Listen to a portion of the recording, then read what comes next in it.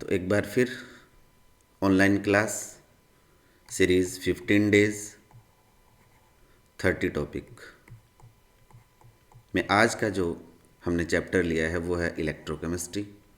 और इस चैप्टर में हम conductance, specific conductance, molar conductance, equivalent conductance और सेल कांस्टेंट की बात करेंगे। देखिए, जो आपके प्रीवियस ईयर के क्वेश्चन पेपर्स हैं, आप देखेंगे इन टॉपिक से objective question, short answer type question और न्यूमेरिकल हर साल पूछे गए हैं। इसलिए इस चैप्टर के काफ़ी इम्पोर्टेंट टॉपिक्स हैं। पूरा चैप्टर काफ़ी बड़ा है जिसके ऊपर हम 3 और 4 वीडियो बनाएंगे। आप उन वीडियोस को देख करके ये पूरा चैप्टर जो है वो अपने एग्ज़ाम के पॉइंट ऑफ व्यू से तैयार कर सकते हैं। सबसे पहला टॉपिक इसमें लेते हैं हम कंडक्टेंस। देखिए, जो मेटेलिक और इलेक्ट्रोलाइटिक कंडक्टर्स होते हैं वो ओम्स लॉ को फॉलो करते हैं। और ओम्स लॉ आपको पता है V = IR होता है। यहाँ से हम रेजिस्टेंस अगर निकालें तो रेजिस्टेंस हो जाता है V/I और रेजिस्टेंस की यूनिट होती है ओम। ये बहुत पहले 10th क्लास में हम पढ़ चुके हैं। अब अगर हम कंडक्टेंस को डिफाइन करना चाहें तो कंडक्टेंस जो होती है वो इन्वर्स या फिर रेसिप्रोकल होती है रेजिस्टेंस की। तो सिंपल सी definition, reciprocal of resistance is known as conductance. यहाँ से हम इसकी यूनिट भी निकाल सकते हैं क्योंकि हमें पता है कि जो आपका रेजिस्टेंस है उसकी यूनिट होती है ओम। तो कंडक्टेंस की यूनिट क्या हो जाएगी? कंडक्टेंस की यूनिट हो जाएगी ओम इन्वर्स। ओम इन्वर्स को आप महो भी कह सकते हैं। और SI यूनिट की अगर हम बात करें तो इसकी SI यूनिट होती है साइमेंस, जिसको हम कैपिटल S से डिनोट करते हैं। देन नेक्स्ट टर्म की बात करते हैं स्पेसिफिक कंडक्टेंस। देखिए, अगेन फिर मैं आपको ले चलता हूँ ओम्स लॉ के ऊपर, जहाँ आप पढ़ते हैं फैक्टर अफेक्टिंग रेजिस्टेंस। तो आपने लिखा था कि R directly proportional to length. अगर हम वायर की बात करें तो रेजिस्टेंस जो है उस वायर की लेंथ के डायरेक्टली प्रोपोर्शनल होता है और इन्वर्सली प्रोपोर्शनल होता है क्रॉस सेक्शन एरिया के। प्रोपोर्शनलिटी का साइन हटता है तो हम यहाँ पर एक कांस्टेंट लगाते हैं जिसे आप रो कहते हैं। देन L/A हो जाता है। यहाँ जो ये आपने रो जो आपने यूज़ किया है वो यूज़ किया है स्पेसिफिक रेजिस्टेंस के लिए। तो स्पेसिफिक रेजिस्टेंस रो = क्या हो जाएगा? R × में A डिवाइडेड बाय L।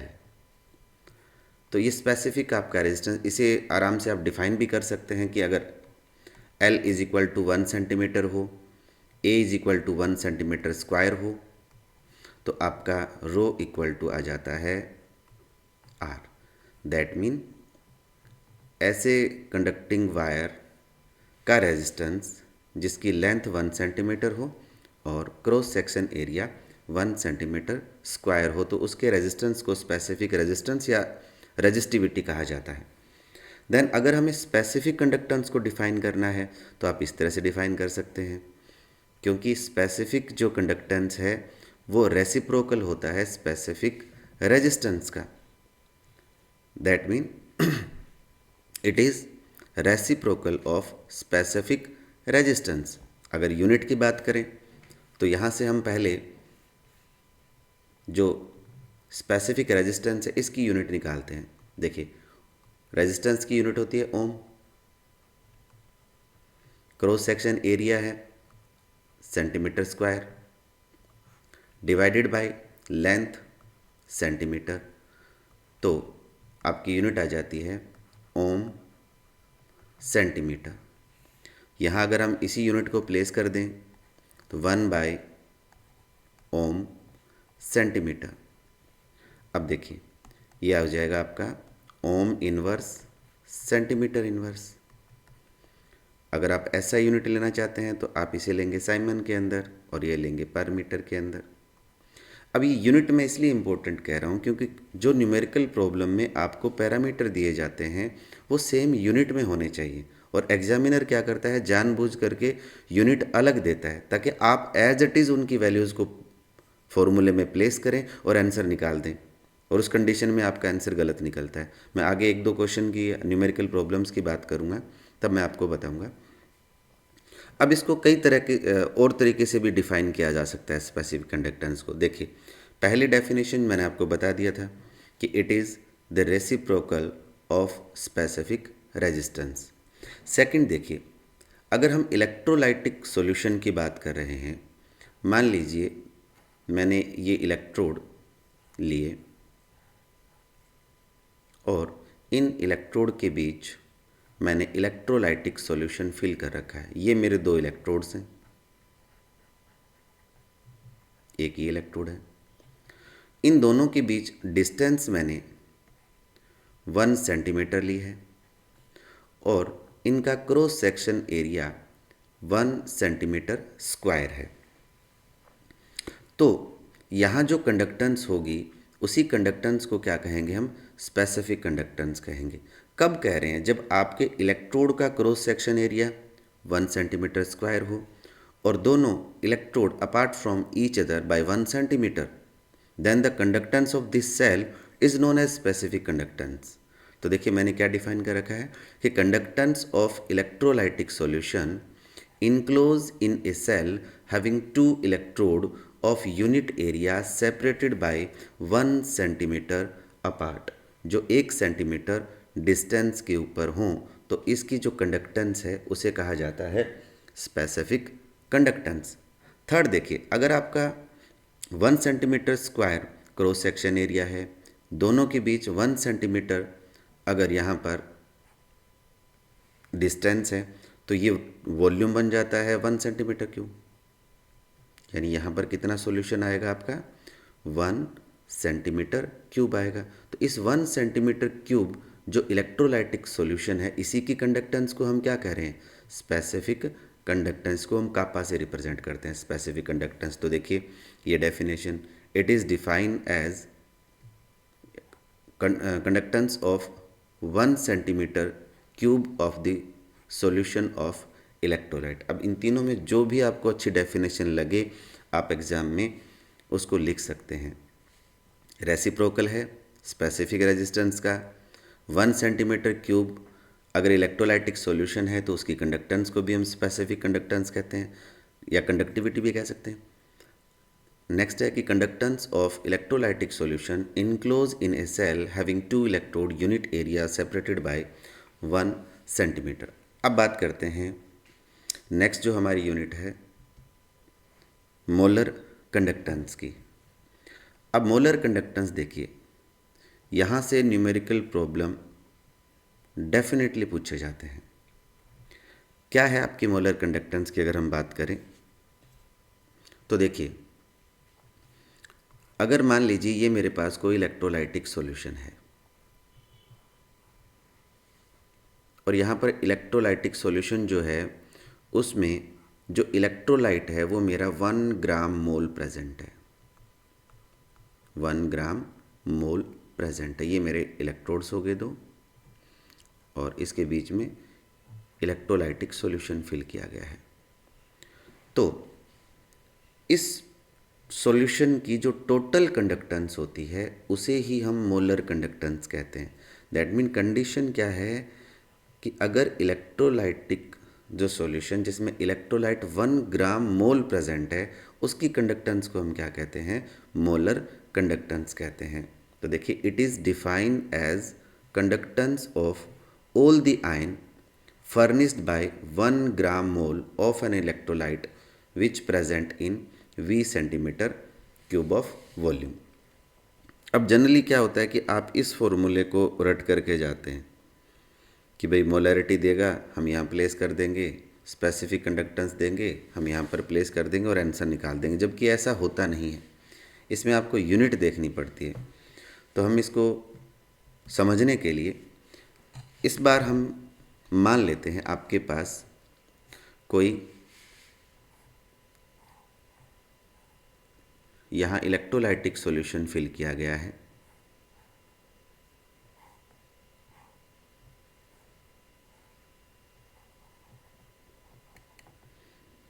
और इलेक्ट्रोलाइटिक सॉल्यूशन जो है यहाँ पर 1 ग्राम मोल प्रेजेंट है।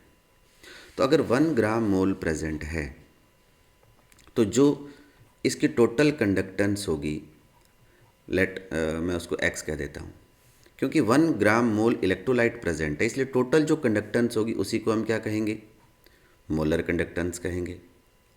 अगेन अगर मैं ये कहता कि इसका जो वॉल्यूम है वो है मेरा v centimetre cube, v centimetre cube volume है। देखिए 1 सेंटीमीटर क्यूब अगर वॉल्यूम होता तो उसकी कंडक्टेंस को हमने क्या कहा था, स्पेसिफिक कंडक्टेंस कहा था।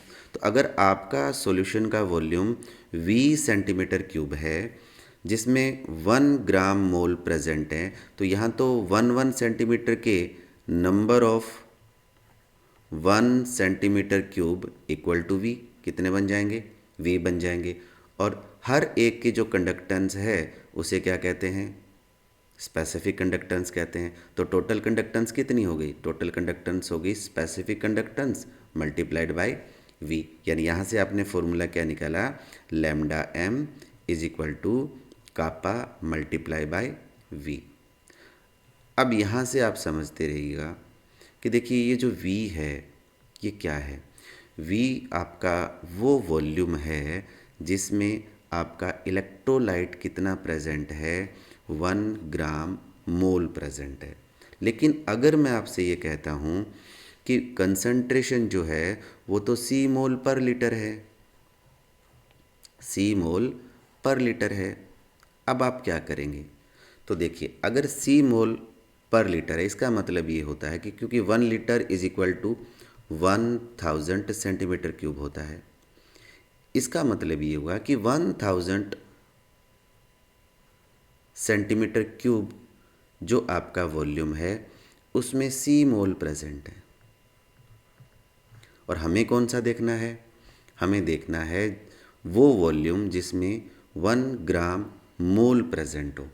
तो देखिए वो वॉल्यूम आपका हो जाएगा 1000 डिवाइडेड बाय c, ये हो जाएगा आपका v अगेन मैं बता देता हूँ ये कौन सा वॉल्यूम है, वो वॉल्यूम है यानी that mean volume containing 1 mole of electrolyte, 1 mole of electrolyte. तो आप v की वैल्यू को यहाँ पर प्लेस कर देंगे। तो आप देखिए जो प्रीवियस स्लाइड के अंदर हमने देखा था ये फॉर्मूला आपका बन जाएगा, यानी हमने ये निकाला कि lambda m is equal to specific conductance multiply by v, then lambda m is equal to specific conductance multiply by 100 divided by c। क्योंकि c आपको किस में दिया हुआ था, आपको c दिया हुआ था मोल पर लीटर में, मोल पर लीटर में, और मोल पर लीटर के अंदर जो कंसंट्रेशन होती है उसी को क्या कहते हैं, मोलैरिटी कहते हैं। इसलिए आप ये भी लिख सकते हैं specific conductance multiply by 1000 divided by capital M, एक ही बात है। अब देखिए इस फॉर्मूले को कब यूज़ करेंगे, जब आपको स्पेसिफिक कंडक्टेंस दी गई है साइमन सेंटीमीटर इनवर्स के अंदर और जो कंसंट्रेशन है वो दी गई है मोल पर लीटर के अंदर। ध्यान देंगे जब specific conductance Simon centimetre inverse में और कंसंट्रेशन दी गई है मोल पर लीटर के अंदर, तब आप इसे यूज़ करेंगे। लेकिन अगर मैं बात करूं कि भाई आपको इस तरह से तो नहीं दिया गया, तो देन आप क्या करेंगे, थोड़ा चेंज करेंगे। देखिए मैं फॉर्मूले के हिसाब से चेंज करता हूँ। अभी हमने जो फॉर्मूला निकाला वो फॉर्मूला आपका था lambda m is equal to kappa multiply by 1000 divided by capital M। ये किस में लिया हमने, ये लिया मोल पर लीटर में। ये किस में लेना है, साइमन सेंटीमीटर इनवर्स के अंदर। सपोज दैट आपको जो सॉल्यूशन है वो दिया गया है या इसी की बात कर लेते हैं, ये दिया गया है आपको साइमन पर मोल के अंदर, जो कापा की वैल्यू है। अब देखिए, आपको लीटर जो है उसे किस में बदलना पड़ेगा, मीटर क्यूब में बदलना पड़ेगा। 1 लीटर इज इक्वल टू क्या होता है, 10⁻³ metre cube. 1 litre is equal to 10⁻³ metre cube. That mean इस बार आपके जो सी मोल प्रेजेंट होंगे, तो वो सी मोल प्रेजेंट होंगे किस में, 10⁻³ मीटर क्यूब के अंदर। तो आपका 1 मोल 10⁻³ डिवाइडेड बाई सी में प्रेजेंट होगा, यानी कि ये आपका वो V बन गया जहाँ पर 1 मोल इलेक्ट्रोलाइट सॉल्यूशन प्रेजेंट होता है। तो देखिए lambda m is equal to क्या था आपका, specific conductance multiply by V। तो अब V की जगह पर आप ये वैल्यू प्लेस करेंगे। जब आप ये वैल्यू प्लेस करेंगे तो ये आ जाएगा multiply by 10⁻³ divided by C, या specific conductance divided by 1000 into में C। देखिए यहाँ 1000 डिनोमिनेटर के अंदर आ रहा है। कल को आप फॉर्मूला याद करके चले गए कि 1000 ऊपर आता है तो आप गलत कर दोगे इसको। इसलिए मैं कह रहा था आपको कि यहाँ पर यूनिट जो है वो ज़्यादा इम्पोर्टेंट है। आप यूनिट को अच्छे से समझें, तभी आप इस तरह की जो न्यूमेरिकल प्रॉब्लम्स हैं आप उनको कर पाएंगे।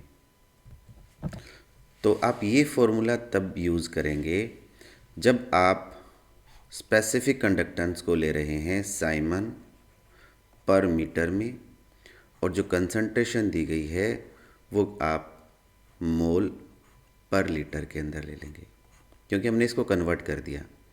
अब अगर आपका ये साइमन पर मीटर है और ये मोल पर लीटर में होगा तो 1000 डिनोमिनेटर के अंदर आएगा।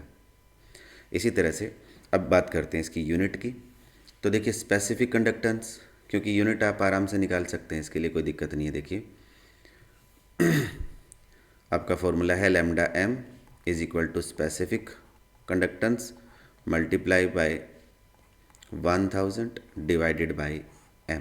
m आपको पता है मोल पर लीटर में होता है,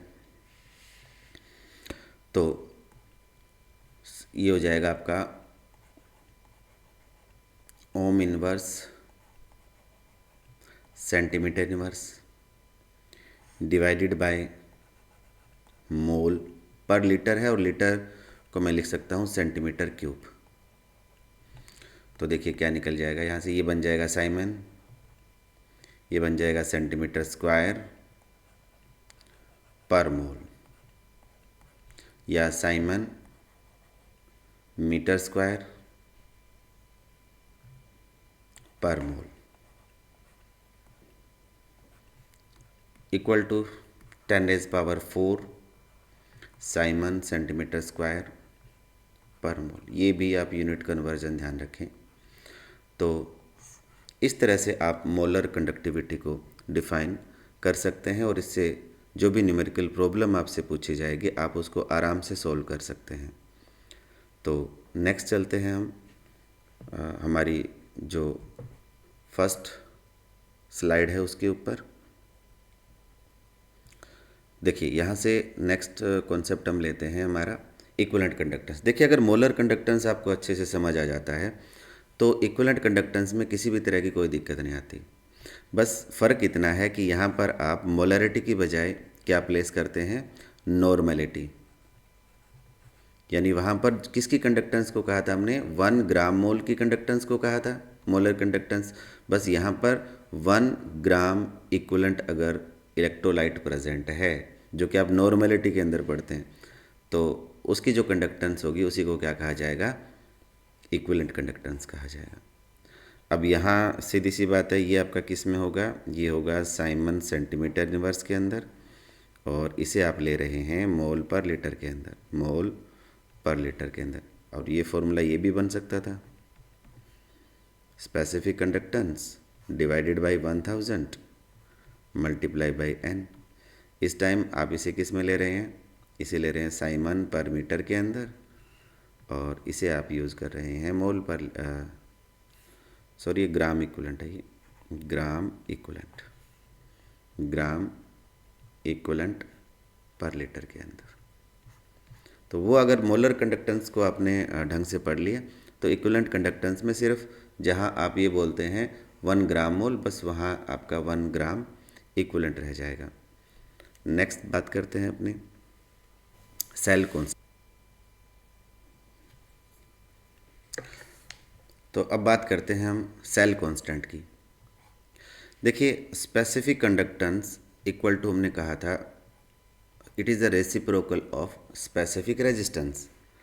और अगर स्पेसिफिक रेजिस्टेंस की बात करें तो ये हमने यहाँ से निकाला था R is equal to rho L by A. तो यहाँ से रो इज इक्वल टू क्या हो जाता है आपका R multiply by A divided by L। और अगर ये वैल्यू यहाँ प्लेस कर दी जाए तो ये आपका हो जाएगा 1 by R into L by A equal to specific conductance. अब देखिए यहाँ पर जो क्वांटिटी L बाई ए है इसे ही कहा जाता है सेल कांस्टेंट, और इसे रिप्रेजेंट मैं कर रहा हूँ G स्टार से। देखिए इसका मीनिंग क्या हुआ, क्योंकि जब भी आप स्पेसिफिक कंडक्टेंस की बात करते हैं या स्पेसिफिक रेजिस्टेंस की बात करते हैं तो इलेक्ट्रोलाइटिक सॉल्यूशन के केस में ये पॉसिबल नहीं है कि आप इलेक्ट्रोड जो आपके हैं उनको 1 सेंटीमीटर दूरी पर रख पाएँ और उनके क्रॉस सेक्शन एरिया को आप 1 सेंटीमीटर लेकर के रखें, क्योंकि प्रैक्टिकली ये चीज़ पॉसिबल नहीं है। इसलिए इस L बाई ए को एक बार हम प्रैक्टिकली किसी पर्टिकुलर सेल के लिए निकाल लेते हैं और अगेन जब भी उस सेल का यूज़ करते हैं तो ये L बाई ए हमारे को पहले से ही उस सेल के लिए पता होता है, जिसे हम कहते हैं सेल कांस्टेंट। अब यहाँ से देखिए आप specific conductance is equal to आ जाएगा 1 बाई आर, जो कि आपकी कंडक्टेंस हो जाता है, इनटू में सेल कांस्टेंट। तो देखिए सेल कांस्टेंट क्या हो गया, cell constant is equal to specific conductance divided by conductance. ये लीजिए बड़ा आसान हो जाता है फिर हमें। अब इसकी यूनिट की अगर हम बात करें तो cell constant is equal to क्या है, L बाई ए है। L क्या है सेंटीमीटर में, A क्या है सेंटीमीटर स्क्वायर में, तो क्या हो जाएगा पर सेंटीमीटर, तो इसकी यूनिट भी पर सेंटीमीटर।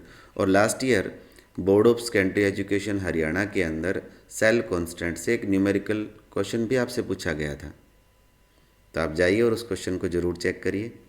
तो ये थे आज के हमारे काफ़ी इम्पोर्टेंट टॉपिक। एक और वीडियो नॉन्स्ट इक्वेशन के ऊपर भी आपको जल्द ही मिलने वाली है। तब तक के लिए थैंक यू। आपको अगर ये वीडियो पसंद आई हो तो अपने उन दोस्तों के साथ शेयर करें जो इस बार बोर्ड के एग्ज़ाम दे रहे हैं। Again thank you.